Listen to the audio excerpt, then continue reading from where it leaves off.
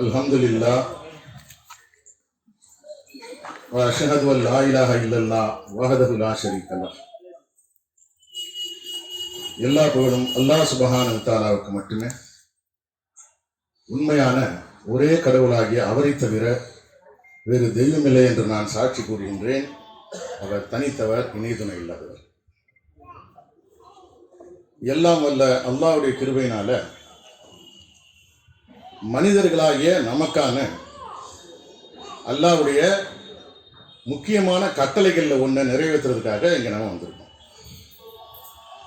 குரானை பொறுத்த மட்டும் காங்கிரிகேஷனல் கூட்டு அப்படின்னு சொல்லக்கூடியது இந்த ஜும்மாவை மட்டும்தான். மற்றபடி வருஷத்துக்கு ஒரு வாட்டி கான்ஃபரன்ஸ் நடக்குது, அது எதுக்குமே ப்ரியாரிட்டி கொடுக்கல குரான். ஜும்மாவுக்கு அழைக்கப்பட்டால் drop all your business அப்படின்னு சொல்லுது. அப்போ பிஸ்னஸ் அப்படின்னா அது வியாபாரமும் பிஸ்னஸ் தான், வேலை செய்கிறதும் பிஸ்னஸ் தான், தொழிலும் பிஸ்னஸ் தான். வியாபாரம் செய்கிறவங்க வியாபாரத்தை விட்டுட்டு வந்துடுங்க, தொழில் செய்கிறவங்க தொழிலை விட்டுட்டு வந்துடுங்க, வேலை பார்க்குறவங்க வேலை பார்க்குறதை விட்டுட்டு வந்துடுங்க. நீங்கள் அறிந்திருப்பீர்களானால் இதுதான் உங்களுக்கு மேலானதாக இருக்குன்னு சொல்லி அல்லாஹ் சுப்ஹானஹு வ தஆலா சொல்கிறாங்க. இதன் அடிப்படையில் என்ன ஒரு விஷயம் நமக்கு தெரியுதுன்னு சொன்னால், சில ஃபெனட்டிக்ஸ், சில பேர் பிள்ளைங்களை ஸ்கூலுக்கு கூட அனுப்ப மாட்டாங்க. ஜும்மாவுக்கு தொழுவக்கூடாது, அந்த ஸ்கூல் எனக்கு தேவையில்லை, வேணாம் வந்துரு அப்படின்னு சின்ன சின்ன பிள்ளைகளை நிர்பந்திக்கக்கூடிய ஒன்றை நம்மளால் பார்க்க முடியும். நாம் அந்த மாதிரி நிர்பந்திக்க சொல்லி குரான் சொல்லல. காரணம், ட்ராப் ஆல் யுவர் பிஸ்னஸ் அப்படின்னு சொன்னால் சின்ன பிள்ளைங்க பிஸ்னஸ் பண்ணாது, சின்ன பிள்ளைங்க வியாபாரம் பண்ணாது, சின்ன பிள்ளைங்க வேலை செய்யாது. ஸோ ஒரு மெச்சூர்டு பீப்புள், யாரெல்லாம் ஓரளவுக்கு மெச்சூர்டாக இருக்காங்களோ அவங்களுக்கு தான் அல்லாஹ் சுப்ஹானஹு வ தஆலா ஜும்மா அப்போ எல்லாத்தையும் விட்டுட்டு வந்துருங்க அப்படின்னு சொல்கிறாங்க. இந்த ஜும்மாவை குறித்து அல்லாஹ் சுப்ஹானஹு வ தஆலா தன் தூதர் மூலமாக நமக்கு சொன்னது. நல்லா தெரிஞ்சுக்குங்க. இப்போ நாம் சொல்லக்கூடிய விஷயங்கள் ஒன்று குரானிக்காக இருக்கும், அல்லாஹ்வுடைய நாட்டப்படி இன்ஷா அல்லாஹ் அல்லாஹ் நாடுனா ஒன்று குரான் சொல்லக்கூடிய கருத்தாக இருக்கும், இல்லை இந்த குரான் மூலமா அல்லாஹ் சுப்ஹானஹு வ தஆலா நமக்கு கட்டளையிட்டு இருக்கக்கூடிய ஒபே தி மெசஞ்சர் அப்படிங்கிற அந்த கட்டளைக்கிணங்க தூதர் சொன்ன வார்த்தைகளாக இருக்கும். சொந்த கருத்து மார்க்கத்தை பொறுத்த மட்டும் ஏற்புடையது அல்லன்னு சொல்லி அல்லாஹ் சொல்றாங்க. இதை நம்மகிட்ட மட்டும் சொல்லல, அல்லாஹ் தாவூது நபிகிட்ட சொல்றாங்க. தாவூது நபிகிட்ட அல்லாஹ் என்ன சொல்றாங்க, உம்மை நாம் இந்த பூமியின் மீது ஆட்சியாளராக ஆக்கியிருக்கின்றோம். உம்முடைய சொந்த கருத்து அது உண்மை அல்லாஹ்வுடைய பாதையை விட்டும் திசை திருப்பி விடாது இருக்கும் பொருட்டு அதை நீங்க ஃபாலோ பண்ணாதீங்க. யாருக்கு? தாவூது நபி. யாருக்கு சங்கீதம் கொடுக்கப்பட்டதாக குரான் சொல்லுதோ அந்த சங்கீதங்கிற புத்தகத்தை, சாம்ஸ்ங்கிற புத்தகத்தை வச்சுக்கிட்டு பயான் பண்ணும்போது அந்த வசனங்களை சொல்லும்போது ரஷாத் சிரிப்பார், சந்தோஷப்படுவார். அப்படிப்பட்ட தாவூது நபிக்கு இதுதான் கட்டளை. பர்சனல் டிசைர் அல்லது பர்சனல் ஒப்பீனியன் சொல்றாங்க. உங்களுடைய தனிப்பட்ட கருத்துக்களை நீங்க பின்பற்றக்கூடாது, உங்களுடைய தனிப்பட்ட கருத்துக்கள் உங்களை அல்லாஹ்வுடைய பாதையை விட்டு திருப்பிடும் அப்படின்னு சொல்றாங்க. அதே மாதிரி இந்த ஒரு ஜும்மா முடிஞ்சதுக்கு பின்னால ரஷாத் சொல்வாரு, you just received a gift from your God. நீங்கள் உங்களுடைய கடவுளிடமிருந்து, உங்களுடைய இரட்சகரிடமிருந்து, ரிசீவ்ட் from your Lord, உங்களுடைய இரட்சகரிடமிருந்து ஒரு பரிசை பெற்றிருக்கின்றீர்கள். That is equal to $100 million அப்படின்றார். $100 மில்லியன் சொன்னா $10 கோடி. $10 கோடி உங்களுக்கு கிஃப்ட் அல்லாஹ் கொடுத்திருக்காங்க. That will be credited in your account, உங்களுடைய கணக்கிலே அது வர வைக்கப்படும். $10 கோடி நம்ம ஊர் காசுக்கு 840 கோடி ரூபாய். வாரத்துக்கு ஒரு வாட்டி வெறும் 1 மணி நேரத்தில் 840 கோடி கற்பனை பண்ண முடியாது. இது அல்லாஹ்வுடைய வல்லல் தன்மை. வஹாப் நம்ம சொல்றோமே, அந்த அல்லாஹ்வுடைய வல்லல் தன்மை. இன்னொரு இடத்துல என்ன சொல்றார் ரஷாத் கலீஃபா, உங்களுடைய உடம்புக்கு எப்படி சாப்பாடு தேவையோ அதே மாதிரி உணவின் தேவை உடையதாக உங்களுடைய ஆன்மாக்கள் இருக்கு. உங்களுடைய ஆன்மாக்களுக்கும் உணவின் தேவை இருக்கு. அந்த தேவையை நிவர்த்தி செய்யக்கூடியதாக, பூர்த்தி செய்யக்கூடியதாக 5 வேளை தொழுகை இருக்கு. குறிப்பா இந்த ஜும்மா இருக்கு இல்லையா, ஆன்மாவிற்கான விருந்து, ஃபீஸ்ட் அப்படின்னு சொல்றாரு. ஒருவேளை தொழுகை மூலமா ரொம்ப ஈஸியா உங்களுடைய ஆன்மா 10 டன் வளர்ந்துடும். ஸோ எவ்ரி டே 5 வேளை நாம தொழுதுன்னு சொன்னா நம்ம ஆன்மா 50 டன் ஆன்மாவுக்கு அவ்வளவு பெரிய வளர்ச்சி தேவையானா 100% தேவை. ஏன்னா குர்ஆன்ல நாளைக்கு அல்லாஹ் நமக்கு கொடுக்கக்கூடிய அந்த வெகுமதிகள், நமக்கான பரிசுகள் சொல்றாங்க இல்லையா? எப்படி சொல்றாங்க?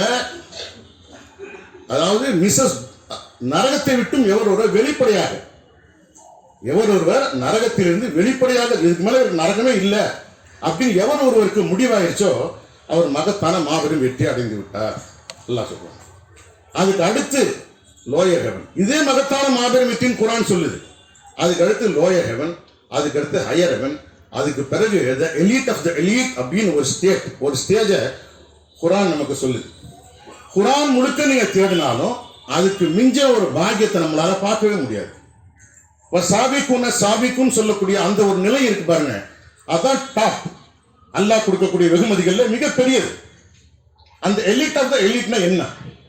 தே ஆர் க்ளோசஸ்ட் டு காட்னு சொல்றாங்க. அல்லாஹ்க்கு பக்கத்துல போய் நிக்கிறது. நாளைக்கு அல்லாஹ் வரும்போது பிரபஞ்சங்கள் எல்லாம் நொறுங்கிரும் சொல்றாங்க. அல்லாஹ் நட்சத்திரம் ஒன்னோட ஒண்ணு மோதும். அல்லாஹ்வுடைய பிசிக்கல் பிரசன்ஸை தாங்க முடியாம எல்லாம் நொறுங்கி போயிடும். அப்படிப்பட்ட வல்லமை புரிஞ்சு அல்லாஹ்க்கு பக்கத்துல போய் நிக்கணும் அப்படின்னு சொன்னா நம்முடைய ஆன்மா அந்த அளவுக்கு பலமா இருக்கும். அது மட்டும் இல்லை, happiness depends upon the growth of your சோல்னு சொல்றார் ரஷாத் கலீஃபா, அல்லாஹ்வுடைய தூதர், a proven messenger. என்ன சொல்றாரு? உங்களுடைய மகிழ்ச்சி என்பது உங்களுடைய ஆன்மாவின் வளர்ச்சியை பொறுத்தது. நன்கு வளர்ச்சி அடைந்த ஆன்மாவிற்குரியவர் எப்போதும் மகிழ்ச்சியாக இருப்பார். ஆன்மாவை வளர்த்துக் கொள்வதற்கு எவர் தவறி விடுகின்றாரோ, பொருள் சார்ந்த வெற்றிகள் அனைத்திற்கும் அவர் சொந்தக்காரா இருந்தாலும் அவரால் சந்தோஷமா இருக்க முடியாது. பொருள் சார்ந்த வெற்றிகள், வீடு, வாசல், காரு, பங்களா, உலகத்தில் இருக்கக்கூடிய மனிதர்கள் எதையெல்லாம் தேடுகின்றார்களோ, தேடி ஓடுகின்றார்களோ, அது அத்தனையே அவருக்கு வந்துட்டா கூட அவரால் சந்தோஷமா இருக்க முடியாது அப்படின்னு சொல்லி அல்லாஹ் சுப்ஹானஹு வ தஆலா ஒரு தூதர் மூலமா நமக்கு சொல்றாங்க. ஆகையினால நம்முடைய ஆன்மாவின் வளர்ச்சி என்பது ரொம்ப ரொம்ப முக்கியமான ஒன்றா இருக்கு. அதுக்கு இந்த ஜும்மாவின் தேவை நமக்கு அவசியமா இருக்கு. அதை தொடர்ந்து அல்லாஹ் சுப்ஹானஹு வ தஆலா வாழ்வாதாரங்களை குறித்து சொல்றாங்க. இந்த துனியாவில் நமக்கு அல்லாஹ் வாழ்வாதாரத்திற்கு வாக்களிச்சிருக்காங்க. வாழ்வாதாரத்திற்கு வாக்களிக்கப்படாத ஒரு ஜீவன் கூட இந்த பூமியில கிடையாது. நாம எவ்வளவு காலம் உயிரோடு இருக்குன்னு அல்லாஹ் நமக்கு முடிவு பண்ணி வச்சிருக்காங்களா? 50, 60, 80 டெஃபினட்டா நமக்கு சாப்பாடு கிடைச்சது. இதே மாதிரி சாப்பாடு சொர்க்கத்திலையும் கிடைக்கும் அல்லாஹ் சுப்ஹானஹு வ தஆலா சொல்றாங்க. இதே மாதிரி சாப்பாடு உங்களுக்கு சொர்க்கத்தில் கிடைக்கும். கனிகளின் உணவு, கனிகளின் வாழ்வாதாரம் கொண்டு அவர்களுக்கு வழங்கப்படுகின்ற பொழுது இதுதான் முன்னரும் எங்களுக்கு கொடுக்கப்பட்டது அப்படின்னு சொல்லுவாங்க. ஒரு ஆப்பிளோ ஒரு மாதுளோ ஏதோ ஒன்று கொடுக்க முன்னாலே கொடுக்கப்பட்டது. அப்ப அவங்க என்ன பதில் சொல்லப்படும் நல்லா சொல்றாங்க, அது வேற இது வேற, அது வேற இது வேற. அதே மாதிரி அல்லாஹ்வுடைய பாதையில உயிர் விட்டவங்க, கடவுளுடைய பாதையில நாமலா இயற்கை மரணம் வீதியவர்கள், அல்லது கடவுளின் பாதையில கொல்லப்பட்டவர்கள். அல்லாஹ் என்ன சொல்றாங்க, இவங்களை இறந்தவங்கன்னு சொல்லி நீங்க சொல்லாதீங்க. ரெண்டாவது, அவங்க இறந்துட்டாங்க, இறந்தவர்கள் நீங்க நினைக்காதீங்க, சொல்லவும் கூடாது, நினைக்கவும் கூடாது. ரெண்டாவது பாயிண்ட். மூணாவது என்ன சொல்றாங்க, அவர்கள் தங்களுடைய இரட்சகரிடத்திலே உயிரோடு இருக்கிறாங்க. 3. நாலாவது பாயிண்ட், அவருடைய வாழ்வாதாரங்களை அனுபவித்துக் கொண்டு, அல்லாஹ்வுடைய ப்ரொவிஷன்ஸ் இந்த சென்ஸ் என்ன, உணவு சம்பத்துக்கள் தமிழ்ல சொன்ன வாழ்வாதாரங்கள், உணவு, இது எல்லாம் அல்லாஹ்விடம் இருந்து அதை சாப்பிட்டு சந்தோஷமா இருக்கிறாங்க அவங்க. அதை தொடர்ந்து குர்ஆன் என்ன சொல்லுது, உங்களுக்கு வாக்களிக்கப்பட்ட வாழ்வாதாரங்கள் ஹெவன்ல இருக்கு. இந்த ஹெவன் அப்படிங்கிற வார்த்தை, ஹெவன் அண்ட் எர்த் அப்படின்னா வானம் மற்றும் பூமி, ஹெவன் அண்ட் ஹெல்னு சொன்னா சொர்க்கம் மற்றும் நரகம். ஆக வானங்கிற வார்த்தையும் சுவனங்கிற வார்த்தை ரெண்டுக்கும் பொருத்தமான வார்த்தை இந்த ஹெவன். இடத்துக்கு தகுந்த மாதிரி அதனுடைய பொருள் மாறுபடும், அர்த்தம் வேறுபடும். இவ்வளவுதான். இந்த பூமியை வாழக்கூடிய நமக்கு அல்லாஹ் சொல்றாங்க, உங்களுக்கு வாக்களிக்கப்பட்ட வாழ்வாதாரங்கள் வானத்தில் இருக்கு. உண்மைதான், மழை வானத்திலிருந்து தான் வருது. அந்த தண்ணி தான் எல்லா வாழ்வாதாரங்களுக்கும் ஜீவன், அதான் அடிப்படை. இறந்து நிலத்தின் மீது நாம் தண்ணீரை தெளித்தவுடன் உயிரை கொண்டு தளிர்க்கின்றதுன்னு சொல்றாங்க அல்லாஹ். எல்லா தாவரங்களும் உயிர் தான், உயிரை கொண்டு தளிர்க்கின்றது. நாம் அதையும் சாப்பிட்றோம், அதை சாப்பிட்ற கால்நடைகளையும் சாப்பிட்றோம். இது எல்லாத்தையுமே உங்களுக்காக தான் நான் படைச்சிருக்கேன் அப்படின்னு அல்லாஹ் சொல்றாங்க. இப்ப இந்த இடத்துல உங்களுக்கு வாக்களிக்கப்பட்டது சொர்க்கத்தில் இருக்கு, உங்களுக்கு வாக்களிக்கப்பட்டது சுவர்ணத்தில் இருக்குன்னு சொல்லி அந்த ஒரு கருத்து நம்மளால எடுத்துக்கிற முடியும். உங்களுக்கு வாக்களிக்கப்பட்டது சொர்க்கத்தில் இருக்கு. அல்லாஹ் எங்க இருக்காங்க? எல்லாத்தையும் படைத்தார், கடவுள் வானத்தின் பக்கம் திரும்பினார், எவன் பக்கம் திரும்பினார்னு சொல்லுது குர்ஆன். அல்லாஹ் எல்லாத்தையும் படைச்சிட்டு சுவனத்தின் பக்கம் திரும்பினார்ங்கிற கருத்து அதுக்கு பொருந்துமா பொருந்தாது? ஏன்னா ஃபிரௌனுடைய மனைவி அல்லாஹ்விடத்திலே பிரார்த்தனை செய்யறாங்க, எனக்காக ஒரு வீட்டை உம்மிடத்திலே சுவனத்தில் கட்டுவீராக, எனக்காக ஒரு வீட்டை உங்களிடத்துல நீங்க இருக்கிற இடத்துல சொர்க்கத்துல கட்டுங்கன்னு சொல்றாங்க. அல்லாஹ் சொல்றாங்க அது நமக்கு. அப்போ அல்லாஹ் சுவனத்துல இருக்கிறாங்க. உங்களுக்கு அல்லாஹ் உதவி செய்ய மாட்டார்னு யார் யாரெல்லாம் நினைக்கிறீங்களோ அவங்க வானத்தில் இருக்கக்கூடிய அல்லது சுவனத்தில் இருக்கக்கூடிய தன்னுடைய இரட்சகரின்பால் முற்றிலுமாக திரும்பிக் கொள்ளட்டும் அப்படின்னு குர்ஆன் சொல்லுது. அப்படிதான் சொல்லுது குர்ஆன். அப்ப உங்களுக்கு வாக்களிக்கப்பட்ட வாழ்வாதாரங்கள் சொர்க்கத்தில் இருக்குன்னு சொல்லக்கூடிய அல்லாஹ் சுப்ஹானஹு வ தஆலா தொடர்ந்து என்ன சொல்றாங்க? இது நீங்க பேசுறீங்கல்ல, அதை போன்ற உண்மையாக இருக்கின்றது. நீங்க பேசுறீங்கிற உண்மையை போன்றதாக இருக்கு. உங்களுக்கு வாக்களிக்கப்பட்ட வாழ்வாதாரங்கள் அனைத்துமே சொர்க்கத்தில் இருக்கு அப்படிங்கிறது. உங்களுக்கு கண்களை கொடுத்திருக்கிறேன், காதுகளை கொடுத்திருக்கிறேன், மூளைகளை கொடுத்திருக்கிறேன், இவற்றை பயன்படுத்துவதற்கு நீங்கள் பொறுப்பாளிகளாக இருக்கின்றீர்கள் அல்லாஹ் சுப்ஹானஹு வ தஆலா சொல்றாங்க நம்மகிட்ட. இன்னொரு வசனத்துல இந்த கண் இருக்கு இல்லையா, இந்த கண்ணை மிஞ்சின ஒரு கேமரா கிடையாது. இந்த கண்ணை மிஞ்சின ஒரு கேமரா கிடையாதுங்க. நம்மளால 10 லட்சம் நிறங்களை அடையாளம் காண முடியும்னு சொல்லுது சயின்ஸ். இந்த கண்களை கொண்டு 1 மில்லியன் கலர்ஸை ரெகக்னைஸ் பண்ண முடியும். இந்த கண் இருக்கிற இந்த ரெட்டினா, கருப்பு கருவிழி, இதுக்கு ரத்த ஓட்டம் கிடையாது. வெளியில இருக்கக்கூடிய ஆக்சிஜனை சக் பண்ணி உயிர் வாழக்கூடியது. வெளியில இருக்கக்கூடிய ஆக்சிஜனை சக் பண்ணி உயிர் வாழக்கூடியது. ஒரு மனிதனுடைய ஐசைட் உலகத்தில் வேறு யாருக்குமே கிடையாது. இப்போ எல்லாம் ஐ ஸ்கேனர் வந்துருச்சு, ஏர்போர்ட்லாம் போனால் பார்த்தா போதும், உள்ள போயிட்டே இருக்கலாம். அந்த மாதிரி அல்லாஹ் சொல்றாங்க, உங்களுடைய படைப்பை நீங்க சிந்திச்சு பாருங்க, அல்லாஹ்வுடைய வல்லமை உங்களுக்கு புலப்படும். கண் அவ்வளவு ஒரு கண். அது மட்டும் இல்ல, ஒரு மனிதர் கண்ணீர் வடிக்கிறாருன்னு சொன்னா அந்த கண்ணீர் ஆனந்த கண்ணீரா இருந்தா அந்த கண்ணீர் இனிக்கும். அந்த கண்ணீர் கவலையினால வரக்கூடிய உப்பு கரிக்கும். ஆனந்த கண்ணீரா இருந்தா முதல் சொட்டு வலது கண்ணில இருந்து வரும், சோகமா இருந்தா இடது கண்ணில இருந்து வரும். இப்படி எண்ணற்ற தன்மைகளை கொண்டு அல்லாஹ். அது மட்டும் இல்லை, நம்மலாம் சின்ன பிள்ளையா இருக்கும்போது இந்த லேகியம் விற்கிறவன் இருக்கான் பத்தியில, அவன் சொல்லுவான் பிறப்பிலிருந்து இறப்பு வரைக்கும் வளராத ஒரு உறுப்பு எதுன்னு. ஒருத்தன் விரலும்பான், ஒருத்தன் மூக்கும்பான், ஒருத்தன் காதும்பான். அவனுக்கு எல்லாருக்குமே தெரியும் கண்ணுன்னு. அவனுக்கு அத்தனை பேர் அவன் வாங்குறான். நம்ம உட்காந்து வேடிக்கை பார்த்துக்கிட்டே இருப்போம், கடைசி வரைக்கும் சொல்ல மாட்டான், லேகியத்தையும் வித்திரி கிளம்பிடும். ஏன்னா பிறப்பிலிருந்து இறப்பு வரைக்கும் அல்லாஹ்வுடைய படைப்பில் இந்த உடம்புடைய கண்ணு மட்டும்தான் அப்படி. அப்படிப்பட்ட கண் அல்லாஹ் சொல்லல. எவ்வளவு அமைப்பு ரீதியான காது, அதை அல்லாஹ் சொல்லல. ஏன் பேச்ச சொல்றாங்க? இந்த பேச்சு அது எல்லாத்துக்கும் மேல. நாம பேசுறோம். இப்ப நம்ம பேசுறதுக்காக நம்முடைய வாயா இல்ல வாய் மட்டுமா? இந்த வாய்க்குள்ள ஒரு சதத்துண்டு இருக்கு, நாக்கு. அந்த சதத்துண்டின் அசைவிற்கு ஏற்ப நாம தமிழ்ல பேசுறோம், ஒருத்தர் உருதுல பேசுறாரு, ஒருத்தர் ஹிந்தியில பேசுறாரு, விதவிதமான பாஷைகள் பேசப்படுது. அப்போ வாயும் நாக்கும் தான் நம்ம பேசுறதுக்கு காரணமா? உள்ள அல்லாஹ் கொடுத்துருக்காங்களே பற்கள், பல்லு போனா சொல்லு போச்சுங்கிறாங்களே, பல்லு போனா சொல்லு போச்சு. வாயு நாக்கு பல்லு இது மட்டும்தான் நம்ம பேச்சுல பங்கெடுக்குதா? உதடு இல்லைன்னா பே கிடையாது, மீன் கிடையாது. உதடு இல்லைன்னா பே மீன் கிடையாதுங்க. கர்ஜிக்க கூடியவன் ஹா அல்லாஹ் அப்படின்னா உள்ளேந்து வருது, எந்த டிஸ்டர்பன்ஸ் இல்லை, ஸ்ட்ரைட்டா அங்கேருந்து வருது. ஒரு மனிதனுடைய எமோஷன்ஸை பிரதிபலிக்கக்கூடியதாக இருக்கு பேச்சு. அவனுடைய உணர்வுகள் அவன் பேச்சிலே தெரிஞ்சுக்கலாம். அவன் கோபமா இருக்கிறானா, இல்லை சந்தோஷமா இருக்கிறானா, கவலையா இருக்கிறானா, இல்லை சர்க்காஸ்டிக்கா இருக்கான், எள்ளி நகையாடுறானா, ஏளனமா பேசுறானா, அந்த பேச்சிலே தெரிஞ்சுக்கலாம். பேச்சு அந்த அளவுக்கு முக்கியமானது. அல்லாஹ் சுப்ஹானஹு வ தஆலா பேச்ச சொல்றாங்க. இது எல்லாத்துக்கும் மேல ஒரு விஷயம் இருக்கு. உங்களை வழிபடுகின்ற வழிபாட்டு முறைகளை எங்களுக்கு கற்றுத் தருவீராகன்னு சொல்லி இப்ராஹிம் அவருடைய மகன் அல்லாஹ்விடத்துல பிரார்த்தனை செஞ்சதா குர்ஆன் சொல்லுது. அவங்களுக்கு அல்லாஹ் அதை கற்றுக் கொடுத்தேன்னு சொல்றாங்க. That was a practical scripture. செய்முறை விளக்கத்தின் அடிப்படையிலான வேதம். மூசா நபிக்கு கொடுக்கப்பட்டது ரிட்டன் ஸ்கிரிப்சர், பலகைகள் அல்லாஹ் எழுதி கொடுத்தேன்னு சொல்றாங்க. வராரு, சாமியை பார்க்குறாரு, அவன் பிரச்சனை பண்றான், தூக்கி போடுறாரு, மறுபடியும் எடுக்கிறார், ரிட்டன். முகமது நபிக்கு கொடுக்கப்பட்ட வேதம் இது. முகமது நபிக்கு வேதம் எப்படி கொடுக்கப்பட்டது? ஆடியோ, பேச்சு. கூட்டிட்டு போறாங்க, ஆன்மாவுக்குள்ள குர்ஆன் இறக்கப்படுது, பூமிக்கு வராரு, அந்த ஆன்மாவிலிருந்து நினைவுத்திறனை கொண்டு வரப்படுது. நினைவுத்திறனிலிருந்து வாய் வழியாக வெளிப்படுத்தப்பட்டதுதான் குரான்.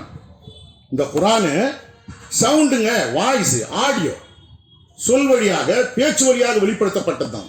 அதனால தான் அல்லாஹ் சுப்ஹானஹு வ தஆலா சொல்றாங்க, நீங்க பேசுறீங்கல்ல அந்த மாதிரியான உண்மை உங்களுக்கு வாக்களிக்கப்பட்ட வாழ்வாதாரங்கள் அனைத்துமே சொர்க்கத்தில் இருக்கு அப்படிங்கிறது. இப்போ நாம பேசுறோம் பாய், நாம எப்படி பேசுறோம் நமக்கே தெரியாது. ஆனால் பேசுறோமா இல்லையா? நம்ம ஏதாவது பிளான் பண்ணி பேசுறோமா? நம்ம பாட்டுக்கு பேசிக்கிட்டே இருக்கோம், நம்ம பேசுறது எப்படி நமக்கு தெரியாது. இதுதான் அந்த பேச்சினுடைய தன்மை. அதைத்தான் அல்லாஹ் சுப்ஹானஹு வ தஆலா சொல்றாங்க, அப்படிப்பட்ட உண்மையாக இருக்கின்றது உங்களுக்கு வாக்களிக்கப்பட்ட வாழ்வாதாரங்கள் அனைத்தும் சொர்க்கத்தில் இருக்கு. அந்த வாழ்வாதாரங்களை எல்லாம் நாம் அனுபவிக்கணும். இந்த பூமியில நாம பிறந்ததுக்கு உண்டான காரணமே அதுதான். குர்ஆன் சொல்லுது, ஜின்கள் மற்றும் மனிதர்களை என்னை வழிபடுவதற்காகவே தவிர நாம் படைக்கல. நம்மிடத்தில் அல்லாஹ் செய்து கொண்ட உடன்படிக்கை அவரை மட்டுமே நாம் வழிபட வேண்டும் என்பது. அல்லாஹ் சொல்றாங்க, உடன்படிக்கையின் என்னுடைய பகுதியை நான் நிறைவு செய்யும் பொருட்டு உடன்படிக்கையின் உங்களுடைய பகுதியை நீங்கள் நிறைவு செய்வீர்களாக. அல்லாஹ்வுடைய உடன்படிக்கையின் பகுதி என்ன? இந்த வாழ்வாதாரம், சொர்க்கம், ஓடுகின்ற நீரோடைகளை கொண்ட தோட்டங்கள், விரும்புகின்ற பறவைகளின் இறைச்சிகள், பழங்கள், அது இது எல்லாத்தையும் சொல்லிட்டு அல்லாஹ் என்ன சொல்றாங்க? The heaven indescribably beautiful. சுவனம் என்பது விவரிக்க முடியாத அளவிற்கு அழகானது. உங்களுக்காக நான் ரெடி பண்ணி வச்சிருக்கேன், உங்களால கற்பனை கூட பண்ணி பார்க்க முடியாதுன்னு சொல்றாங்க அல்லாஹ் சுப்ஹானஹு வ தஆலா. அதை டிஃபைனே பண்ண முடியாது, அதை டிஸ்கிரைப் பண்ண முடியாது. அப்படிப்பட்ட சொர்க்கத்தை நாம அடையணும்னா நாம என்ன செய்யணும்? குர்ஆன் எல்லாத்தையும் கிளியர் கட்டா சொல்லுது. இன்ஷா அல்லாஹ் நாம தொடர்ந்து பார்ப்போம். இப்போ அல்லாஹ் இடத்துல தௌபா செய்வோம். தூபு இலல்லாஹ். அல்ஹம்துலில்லாஹ் வ அஷ்ஹது அல்லா இலாஹ இல்லல்லாஹ் வஹ்தஹு லா ஷரீக லஹ். எல்லா புகழும் அல்லாஹ் சுப்ஹானஹு வ தஆலாவுக்கு மட்டுமே. உண்மையான ஒரே கடவுளாகிய அவரை தவிர வேறு தெய்வம் இல்லை என்று நான் சாட்சி கூறுகின்றேன். அவர் தனித்தவர், இணை துணை இல்லாதவர். அவுது பில்லாஹி மினஷ் ஷைத்தானிர் ரஜீம். பிஸ்மில்லாஹிர் ரஹ்மானிர் ரஹீம். அப்ப அல்லாஹ்வால வாக்களிக்கப்பட்ட இந்த பாக்கியங்கள் அனைத்தையும் நாம அடையணும் அப்படின்னு சொன்னா அல்லாஹ்விடத்துல நாம நன்மதிப்பை பெறணும். நமக்கு ஒரு வேல்யூ இருக்கணும் அல்லாஹ்விடத்துல. 25:77 அல்லாஹ் சுப்ஹானஹு வ தஆலா சொல்றாங்க. 25:77 நமக்கு இந்த பூமியில கடவுளை வழிபடுறதை தவிர வேற வேலை இல்லை. நாம எதுக்கு வந்திருக்கோம் இந்த பூமியிலன்னா சொத்து சொகத்தை சேர்க்கறதுக்கோ மிகப்பெரிய பதவிகளை அனுபவிக்கிறதுக்கோ வரல. நம்முடைய வாழ்க்கையின் நோக்கம், இலக்கு, குறிக்கோள் எல்லாமே வர்ஷிப் காட் அலோன், கடவுளை மட்டுமே வழிபடுவது தான். அல்லாஹ்வை தவிர வேறு யாரையுமே வழிபடக்கூடாது, கடவுளை மட்டுமே வழிபடணும். முகமது நபியை விட்டு அல்லாஹ் சொல்றாங்க, நீங்க என்னுடைய இரட்சகரிடத்திலே வழிபாட்டின் மூலமாகவே நன்மதிப்பை அடைகின்றீர்கள். அல்லாஹ்விடத்தில் நன்மதிப்பை எப்படி அடைய முடியும்? வழிபாட்டின் மூலமாகவே நன்மதிப்பை அடைகின்றீர்கள். இன்னொரு வசனம் என்ன சொல்லுது? சொர்க்கத்திற்கு பகரமாக, இன் எக்ஸ்சேஞ்ச் ஆஃப் பாரடைஸ். எக்ஸ்சேஞ்ச்னா அரிசியை கொடுத்து பருப்பு வாங்குறது, உப்பை கொடுத்து புளியை வாங்குறது, இந்த மாதிரி ஒன்றை கொடுத்து ஒன்றை வாங்குறது. சுவனத்திற்கான பரிகாரமாக, அதாவது சுவனத்திற்கான எக்ஸ்சேஞ்சாக அல்லாஹ் சுப்ஹானஹு வ தஆலா நம்பிக்கை கொண்டவர்களின் உயிர்கள் மற்றும் பணங்களை அல்லாஹ் வாங்கிட்டாங்க. அல்லாஹ் வாங்கிட்டாங்கன்னு சொல்லுது குர்ஆன். என்ன சொல்லுது? அல்லாஹ் வாங்கிட்டாங்க. இந்த பரிமாற்றம் குறித்து நீங்கள் மகிழ்ச்சி அடைய வேண்டும் அப்படின்னு சொல்றாங்க. தொடர்ந்து வரக்கூடியது. அதாவது அல்லாஹ் நம்பிக்கை கொண்டவர்களின் உயிர்களை, அவங்களுடைய பணத்தை, செல்வத்தை சொர்க்கத்திற்கான பரிமாற்றமாக வாங்கிட்டாங்க. அதனால அவங்க அல்லாஹ்வின் பாதையில கொல்லுவதற்கும் கொல்லப்படுவதற்கும் விரும்புகின்றார்கள் அப்படின்னு சொல்லிட்டு கடைசியில் என்ன சொல்றாங்க? இந்த பரிமாற்றத்திற்காக நீங்கள் மகிழ்ச்சி அடைய வேண்டும், சந்தோஷப்படணும்னு சொல்றாங்க. உண்மை. ஏன்னா இந்த உலக வாழ்க்கையை குறித்து குர்ஆன் என்ன சொல்லுது? It's a temporary illusion. இது ஒரு தற்காலிக மாயை, கூட நிரந்தர மாயை கிடையாது. இது ஒரு தற்காலிக மாயை. ஆனா அல்லாஹ் வாக்களித்திருக்கின்ற அந்த சுவனம் இருக்கலாம், அந்த சுவன வாழ்க்கை, ஹியர் ஆஃப்டர், மறு உலகம், த டே ஆஃப் எட்டர்னிட்டின்னு சொல்றாங்களா. த டே ஆஃப் எட்டர்னிட்டின்னா முடிவுறாத காலத்தின் நாளாக இருக்கு. கடிகாரத்துக்கெல்லாம் வேலையே கிடையாது, வாட்சுக்கெல்லாம் வேலை கிடையாது. அந்த நாள் முடியவே முடியாது. அப்படிப்பட்ட ஒரு நாளுக்காக விரைந்தோடு இந்த வாழ்க்கையை நீங்க விரும்புறீங்க. இது ஒரு தற்காலிக மாயா இருக்கு. இதுக்காக அதை கொடுக்க நல்லா சொன்னா எந்த அறிவாளியும் அதை மறுக்க மாட்டாங்க. எந்த அறிவுள்ள எந்த ஒரு நபரும் இதை மறுப்பாரா? மறுக்க மாட்டார். அல்லாஹ்வுடைய பெரிய கருணை, யார் லா இலாஹ இல்லல்லாஹ் அப்படின்னு மட்டும் சொல்றாங்களோ, வேற யாரையும் சேர்க்காம யார் லா இலாஹ இல்லல்லாஹ்னு சொல்றாங்களோ அவர்களை அறிவாளிகள் அல்லாஹ் சுப்ஹானஹு வ தஆலா சொல்றாங்க. அப்ப நாம எப்படி இதை மறுக்க முடியும்? நாம மறுக்க முடியாது. நிச்சயமா இதுக்கு நம்ம சந்தோஷப்படுவோம். இது வந்து நமக்கு அல்லாஹ் செய்யணும். நம்முடைய உயிர் மற்றும் நம்முடைய பணத்தை சுவனத்திற்கான பரிமாற்றமாக அல்லாஹ் வாங்கி கொண்டாரு யாரை சொல்றாங்களோ அந்த பட்டியலில் அல்லாஹ்வுடைய நாட்டுப்படி இன்ஷா அல்லாஹ் நம்ம எல்லாரும் இருக்கணும். அந்த பாக்கியத்தை அல்லாஹ் சுப்ஹானஹு வ தஆலா நமக்கு அருள்பாலிக்கணும். தொடர்ந்து அல்லாஹ் என்ன சொல்றாங்க, 6:152 இந்த குர்ஆன்ல சே சே சே இப்படி சில சொல்லுங்கள் சொல்லுங்கள் சொல்லுங்கள் இருக்கு. இது 2 சே குர்ஆனை பொறுத்த மட்டும். ஒன்று நம்மளை சொல்றாங்க அல்லாஹ். என்ன சொல்றாங்க அல்லாஹ்? நீங்க சொல்லுங்க. இன்னொன்னு மற்றவங்கள்ட்ட போய் சொல்லுங்க. மற்றவங்கள்ட்ட போய் இதை நீங்க சொல்லுங்கன்னு சொல்றாங்க அல்லாஹ். இப்படி நம்மகிட்ட அல்லாஹ் சுப்ஹானஹு வ தஆலா சொல்றாங்க. 6:162 கூறுவீராக, கூறுங்கள். என்ன சொல்லணும்? என்னுடைய தொடர்பு தொழில்கள் சலாத், என்னுடைய வழிபாட்டு முறைகள், my worshipping practices, all worshipping practices were came through Abraham. இதை ஏன் ஸ்பெசிஃபிக்கா சொல்றேன்னு சொன்னா, இதுல சில குழப்பங்கள் அல்லாஹ் நான்னா உங்கள்கிட்ட வரக்கூடும். அந்த மாதிரி வரும்போது நீங்க அலர்ட் ஆகணும். குர்ஆன் என்ன சொல்லுது? Be alert and be prepared. நீங்க எச்சரிக்காம இருக்கணும், தயார் நிலையில இருக்கணும். அவன் கேள்விக்கு பதில் சொல்லணும். நீங்க இது போன்ற விஷ கருத்துக்களை தங்களுடைய கொடுக்குகளில் சுமந்த விஷப்பூச்சிகள் இருக்குது. வழிபாட்டு முறைகள் அனைத்தும் முகமது நபிக்கு முந்தியது, இப்ராஹிம் நபி மூலமாக வந்தது. இப்ராஹிம் இடத்துல அவர் கூட இருந்த மக்களிடத்துல உங்களுக்கு ஒரு அழகிய முன்மாதிரி இருக்கு. அழகிய முன்மாதிரினா என்ன அர்த்தம்? அதை நாம ஃபாலோ பண்ணணும்னு அர்த்தம். இப்ராஹிமை பின்பற்றிய மக்கள் அவரை பின்பற்றுகின்றவர்களாக இருந்தார்கள். முகம்மது இப்ராஹிமை பின்பற்றுகின்ற ஒருவராக இருந்தார் அப்படின்னு அல்லாஹ் சுப்ஹானஹு வ தஆலா சொல்றாங்க. இந்த மார்க்கம் மில்லத்தை இப்ராஹிமுடைய மார்க்கம், அதை பின்பற்றுகின்றவராக தான் ரஷாத் இருந்தார். அவர் நமக்கு தொழுது காட்டுறாரு. தொழுகைங்கிறது ரொம்ப ரொம்ப ரொம்ப ரொம்ப முக்கியமானது. இந்த உலகத்துல நமக்கு அல்லாஹ் கொடுத்த மிகப்பெரிய பரிசுங்க. இதனுடைய அருமை நம்ம மௌத்தா போனதுக்கு பின்னால தான் தெரியும். நம்ம செத்ததுக்கு பின்னால தான் தெரியும். இவ்வளவு வேல்யூபிளான ஒரு விஷயத்தை அல்லாஹ் நமக்கு கொடுத்துருக்காங்க. புரியுதா? இங்க என்ன சொல்றாங்க அல்லாஹ்? என்னுடைய தொடர்பு தொழுகைகள் சலாத், என்னுடைய வழிபாட்டு முறைகள், என்னுடைய வாழ்வு மற்றும் என்னுடைய மரணம் அனைத்தும் பிரபஞ்சத்தின் ரட்சகராகிய கடவுளுக்கு மட்டுமே முற்றிலும் அர்ப்பணிக்கப்பட்டவைகளாக இருக்கின்றன. எல்லாமே கடவுளுக்கு அர்ப்பணிக்கப்பட்டவைகளாக இருக்குன்னு சொல்லுங்கன்னு சொல்றாங்க அல்லாஹ். சொல்லுங்க அப்படிங்கிற வார்த்தைக்கு பின்னால இருக்கக்கூடிய கமாண்ட்மெண்ட் என்ன தெரியுமா? நம்பிக்கை கொண்டவர்கள், the believers அப்படின்னு சொன்னா, they keep their word whenever they make a promise. எப்பொழுதெல்லாம் வாக்குறுதி அளிக்கின்றார்களோ அப்பொழுதெல்லாம் அந்த வார்த்தையை காப்பாற்றுகின்றவர்களாக இருக்கின்றார்கள் நம்பிக்கை கொண்டவர்கள், பிலீவர்ஸ். அப்படிப்பட்டவர்கள். அப்போ சொல்லுங்கன்னு சொன்னா செய்யணும். இத சொன்னா நாம செய்யணும். அப்ப அல்லாஹ் என்ன சொல்றாங்க? சொல்லுங்க செய்யுங்க, சொல்லுங்க செய்யுங்க. ஓ யூ பிலீவ் அப்படின்னா என்ன அர்த்தம்? நம்பிக்கை கொண்டவர். யார் மீது நம்பிக்கை கொண்டவர்? கடவுளின் மீது நம்பிக்கை கொண்டவர். கடவுளுங்கிற வார்த்தை அங்க இல்லாட்டியும் அதுக்கான அர்த்தம் அதுதான். கடவுளின் மீது நம்பிக்கை கொண்டவர். இதுல தொழுக, பணம், வாழ்வு, மரணம் அல்லாஹ்வுக்கு அர்ப்பணிக்கப்பட்டதாக இருக்குன்னு அல்லாஹ் சொல்றாங்களே. அப்ப இதுக்கு என்ன அர்த்தம்? என்னுடைய மரணம் என்னுடைய இரட்சகரின் பொருத்தத்தை எனக்கு பெற்றுத்தரக்கூடியதாக இருக்கும். நான் மௌத்தா போறேன், என்னுடைய மரணமானது என்னுடைய இரட்சகரை திருப்திப்படுத்தக்கூடியதாக இருக்கும். அதைத்தான் இது சொல்லுது. அப்படிப்பட்ட நிலையில மரணிச்சாதான் நாம மரணிச்சவங்க யாரும் சொல்லக்கூடாது, நினைக்கக்கூடாது. சாப்பாடு, வாழ்வாதாரம் மொத்தமா இருக்கு அல்லாஹ் சுப்ஹானஹு வ தஆலா சொல்றாங்க பாருங்க. ஆக நம்ம பொறுத்த மட்டும் இது எல்லாம் ஒரு நாள் டெஃபினட்டா நடக்குங்கிற நம்பிக்கையில் உள்ளவங்க நம்ம இதெல்லாம் கண்டிப்பா ஒரு நாள் நடக்கும். இதுல இருந்து மாற்று கருத்து கடமை இல்லை. மரணம் என்பது death is the fact of life. மரணம் என்பது வாழ்க்கையின் சத்தியமாக இருக்கு. நம்முடைய கடவுளே இல்லைன்னு சொல்றவங்க கூட மரணம் இல்லைன்னு சொல்ல மாட்டான். மரணம் என்பது வாழ்க்கையின் சத்தியம். அந்த மரணத்துக்கு பின்னால வாழ்க்கை இருக்கு அப்படிங்கிறது நம்முடைய நம்பிக்கை. மறு உலகம் இருக்கு. இந்த உலகத்துக்கு அப்புறம் இன்னொரு உலகம் இருக்கு.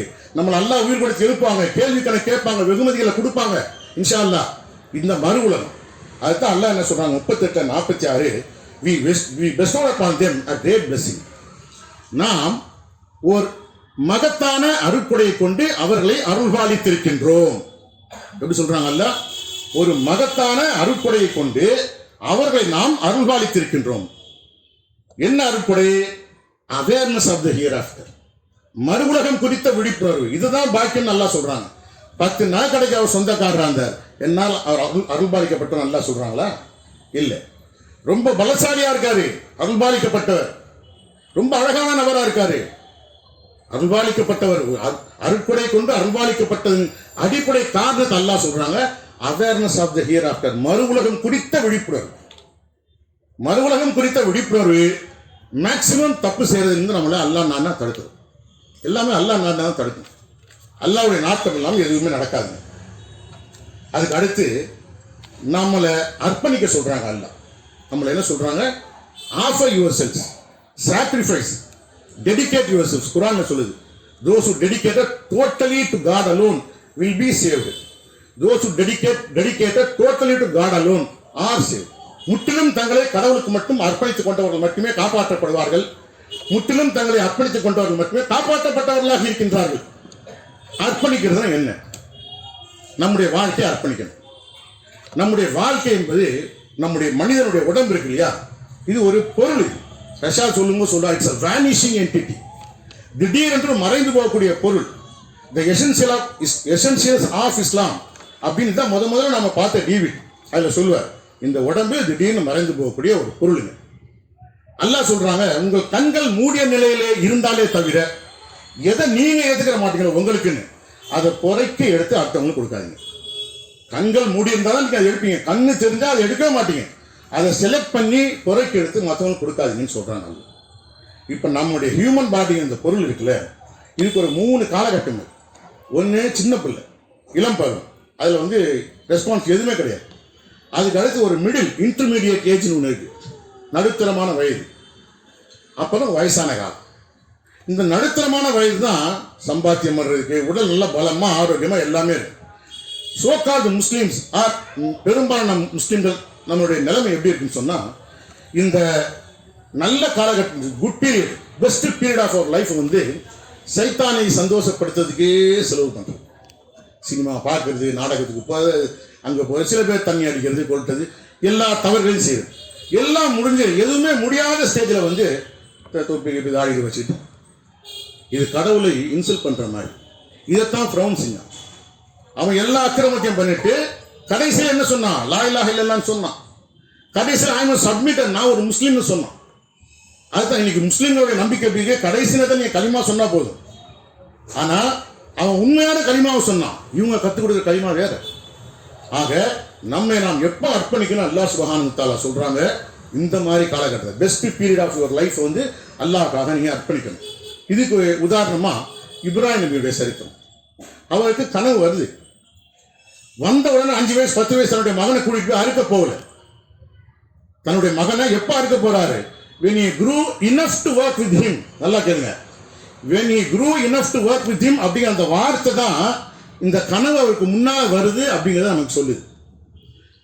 தன்னுடைய அத்தாவோட அவரோடு சேர்ந்து வேலை செய்வதற்கு போதுமான அளவு இஸ்மாயில் வளர்ந்து விட்ட பொழுது மகன் போய் சொல்றாரு, இந்த மாதிரி ஒரு கனவு வருது. அப்போ அவர் சொல்றாரு, இதுதான் உங்களுடைய கட்டளை, நீங்க நிறைவேற்றுங்க, அல்லாஹ் நார்னா என்ன பெருமைசாலியா பார்ப்பீங்க. அதே மாதிரி இன்னொரு உதாரணம் குர்ஆன்லேருந்தே சொல்லணும்னு சொன்னா, ஒரு மாட்டை அறுத்து பலியிடுங்கன்னு சொல்லி பனி இஸ்ராயேலுக்கு அல்லாஹ்வுடைய கட்டளை. அவங்க என்ன கேட்கிறாங்க? எப்படிப்பட்ட மாடு? neither too old nor too young, an intermediate age. சொல்றாங்களா இல்லையா? வயசானதும் இல்லாத, சின்னதும் இல்லாத, இளையதும் இல்லாத நடுத்தர வயதுடைய ஒரு மாடு அப்படின்னு சொல்றாங்க. டக்குன்னு அவங்க கேட்கிறாங்க, கலரு பீசஸ் ஆஃப் பிஹோல்டர்ஸ், பார்ப்பவர்களை மகிழ்விக்கின்றது, பார்ப்பவர்களை பரவசப்படுத்துகின்றது. பார்க்கிறவங்களை பரவசப்படுத்தக்கூடிய ஒரு ஸ்டேஜ் மனிதனுக்கு எப்பங்க? பருவத்தில் பண்ணி கூட அழகா இருக்குன்னு சொல்லி பழமொழி சொல்லுவாங்க. அந்த க்ளோர் கிளாஸ் ஸ்கின்ல அந்த பொய்வு வாலிபத்தில் தான் வரும். வயசானவன் எவ்வளோ வெள்ளையா இருந்தாலும் ரசிக்க மாட்டாங்க யார். ஆக அந்த மாதிரி ஒரு இடத்துல நம்மளை அல்லாஹ் சுப்ஹானஹு வ தஆலா அர்ப்பணிக்க சொல்றாங்க. இது ஏன் நாம சொல்றோம்னு சொன்னா, நம்ம இந்த விஷயம் என்ன மாதிரி இவங்க மாதிரி ஆளுங்க தெரிய வரும்போது எங்களுக்கு வயசு 33. இதனால பரவாயில்ல, அல்லாஹ்வுடைய பெரிய கருணை. those who are youngsters among us, இந்த இடத்துல நமக்கு மத்தியில் யாரெல்லாம் வாலிபர்களாக இருக்கிறீங்களோ, யாரெல்லாம் இளைஞர்களாக இருக்கின்றீர்களோ, are the fortunate ones, அவர்கள் தான் அதிர்ஷ்டசாலிகளாக இருக்கின்றார்கள். இவர் இருக்காரு, இவர் ஜாயிபாய் பையன் இருக்கிறாரு, இன்னும் நம்ம பசங்க இருக்கிறாங்க, சாஜுபாய் பையன், எல்லாம் யாரெல்லாம் யங்ஸ்டர்ஸோ நல்லா தெரிஞ்சுங்க, இது அல்லாஹ்வுடைய கட்டளை. அல்லாஹ் தன்னுடைய வார்த்தையை எப்போதும் மாத்துறதில்லை. அல்லாஹ் கொடுத்த வாக்குறுதியை மீறதில்லை. உங்களுக்கு ஒரு நல்ல opportunity, offer yourselves to God. உங்களை நீங்கள் அல்லாஹ்வுக்கு அர்ப்பணித்தீங்கன்னு சொன்னால் seek God's kingship over you. உங்களை ஆள்கின்றவராக அல்லாஹ்வை நீங்கள் தேடுவீர்களானால் everything else follows. அதுக்கு என்ன அர்த்தம்? everything else will follow you. எல்லாம் மற்ற எல்லாம் உங்களை தேடி வரும் அப்படின்னு அல்லாஹ் சுப்ஹானஹு வ தஆலா ஒரு தூதர் மூலம் நமக்கு சொல்லி கொடுத்துருக்குறாங்க. ஒரு தூதர் மூலம் இது அனைத்து நமக்கு சொல்லி கொடுக்கப்பட்டு ஆகையினால நாம் இது போன்ற பாக்கியம் நம்முடைய சந்ததிகளுக்கு கிடைக்கணும் சொல்லி அல்லாஹ்விடத்தில் பிரார்த்தனை செய்ய நம்ம வாலிபத்தை கிராஸ் பண்ணிட்டோம். அது மட்டும் இல்லாமல் எந்த ஒரு பிரார்த்தனையாக இருந்தாலும் அதை தொடர்ந்து கேட்கணுங்கிறது தான் குர்ஆன் சொல்லக்கூடிய கருத்து. தனக்கு நல்லதுன்னு நினச்சி தனக்கு கெடுதல் தரவே மனுஷன் தொடர்ந்து கேட்குறான். அவனுக்கு தெரியாது, எனக்கு தான் தெரியும் அல்லாஹ் சொல்கிறான். அதே மாதிரி அல்லாஹ் உங்களுக்கு கொடுக்கறது. மூசா என்ன சொல்கிறாரு? உங்கள்கிட்ட வரக்கூடியது நீங்கள் எனக்கு இறக்கி அனுப்புறது எதுவானாலும் ஐ மீன் டயர் நீட் ஃபார் இட். அதனுடைய கடும் தேவையுடையவனாக இருக்கேன், கொஞ்சம் தேவையில்லை, அதன் மிக பெரும் தேவையுடையவனாக நான் இருக்கிறேன் மூசா சொல்கிறார். உங்களுக்கு அல்லாஹ் கொடுக்குறது எதுவாக எவ்வளோ சின்னதாக இருந்தாலும் அதுதான் உங்களுக்கு நல்லது. இந்த குர்ஆனை பார்த்துக்கிட்டே நம்ம போனால் ப்ராப்ளமே இருக்காது லைஃப்பில். பீஸ்ஃபுல் லைஃப், பர்ஃபெக்ட் ஹாப்பினஸ் எல்லாமே ஆட்டோமேட்டிக்காக வரும். ஆகையினால தனக்கு குழந்தை பிறக்கலன்னு சொல்லி சோர்வடையில, விரக்தி அடையில, நிராசை அடையில, நம்பிக்கை இழக்கல ஆபிரகாம். அருமையான பிள்ளைங்க இஸ்மாயில், இசாக் 2 பேரும் நபிமார்கள். விரக்தி அடையில, நிராசை அடையில, நம்பிக்கை இழக்கல ஜக்கரியா, யாக்கூப், வேறு யஹ்யா. இவரை போல ஒருத்தர் இதுக்கு முன்னால் நான் படைக்கவே இல்லைன்னு சொல்கிறாங்க அல்லாஹ்.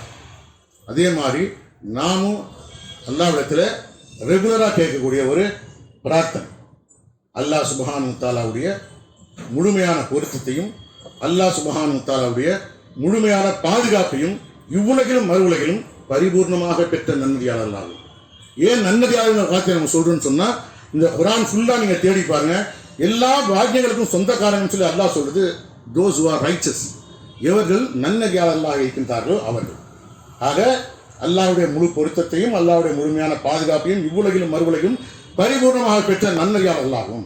அல்லாஹ் சுப்ஹானஹு வ தஆலா குர்ஆனிலே நன்னதியாளர்களுக்காக வாக்களித்திருக்கின்ற அருட்கொடைகள், பாக்கியங்கள், வெகுமதிகள் அனைத்தும் கிடைக்கப்பெற்ற நன்னதியாளர்களாகும். இந்த குர்ஆனில் அல்லாஹ் ஸ்பெசிஃபிக்காக சொல்லியிருக்கின்ற the elite of the elite சாபிக்குன் மக்களாகவும் நம்மையும் நம்முடைய குடும்பத்தாரையும் யாரெல்லாம் நாம் நேசிக்கின்றோமோ அவர்களையும் யாரெல்லாம் நம்மை நேசிக்கின்றார்களோ அவர்களையும் அல்லாஹ் சுப்ஹானஹு வ தஆலா ஆக்கி அருள்பாலிப்பாராக. யார் ரப்பனா ஆக்கி அருள்பாலிப்பீராகன்னு சொல்லி அல்லாஹ்விடத்தில் இறைஞ்சி பிரார்த்தனை செய்தவனாக நிறைவு செய்கின்றேன். அக்கிமுஸ்ஸலாம்.